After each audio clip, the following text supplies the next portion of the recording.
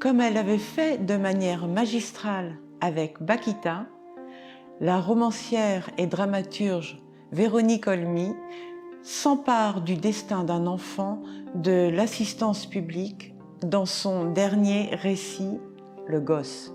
Elle renoue avec les trajectoires bouleversées et accompagne, dotée de l'empathie qui la caractérise, la vie malmenée d'un Titi Joseph, né à Paris le 8 juillet 1919, à l'aube de ce siècle qui se voulait meilleur. La promesse suit les Swart sur 3 décennies, de 1986 à 2018. Alors que l'Afrique du Sud se transforme profondément, le racisme et la violence s'infiltrent encore partout, jusque dans la vie intime de chacun. À travers le déclin d'une famille protestante, c'est toute l'histoire d'un pays que Damon Galgut dessine en filigrane dans une langue virtuose qui nous fait entendre les voix de chacun de ses personnages. L'histoire du livre à l'adresse du bonheur de Lorraine Fouchet va nous emmener en Bretagne. Pierre va tomber sur la maison familiale qui est en vente. Il va donc essayer de l'acheter. Manque de bol, un Écossais parvient à l'acquérir avant lui. Heureusement, l'homme est sympathique et accepte de louer la maison pour l'anniversaire de la maman.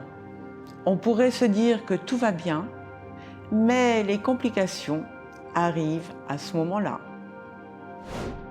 Dans son nouveau roman « Merci Gracie, thank you », Julien Sandrel nous emmène à la rencontre de Gina, charmante vieille dame d'origine italienne, qui voit sa vie prendre une nouvelle tournure lorsqu'elle remporte le jackpot au casino. Elle se met alors en tête de partager cet argent avec chacune des personnes qui ont joué un rôle dans sa vie et qu'elle n'a jamais pu remercier. En compagnie de sa petite fille et de sa meilleure amie, Gina va vivre un voyage inoubliable, puissamment émouvant. 1990, Dominique Farrugia a 28 ans. L'humoriste est au faîte de la gloire quand la maladie le frappe et vient bouleverser son quotidien. Dans « Elle ne m'a jamais quitté », il fait revivre la grande époque de Canal+ et des nuls, mais tombe aussi le masque pour révéler l'enfer du décor. À ceux qui croient que notoriété rime avec facilité, il raconte son histoire faite d'éclats de rire, de moments d'émotion, mais ponctués de douleur et de doute.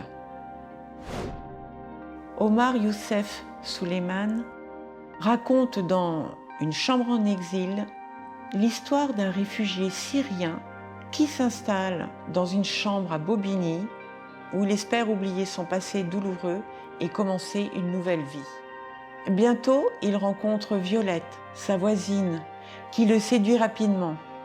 À mesure qu'ils apprennent à se connaître, le narrateur se rend compte que la jeune femme fréquente un lieu dirigé par un imam extrémiste.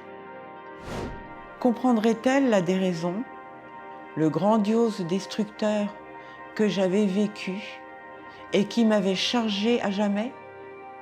Dans son roman « La déraison », Agnès Martin-Lugan réunit une femme aux portes de la mort et un homme incapable d'en finir avec la vie. Leurs 2 voix s'élèvent tour à tour pour nous confier leur histoire, leurs mots, leurs démons et plus que tout, l'amour fou.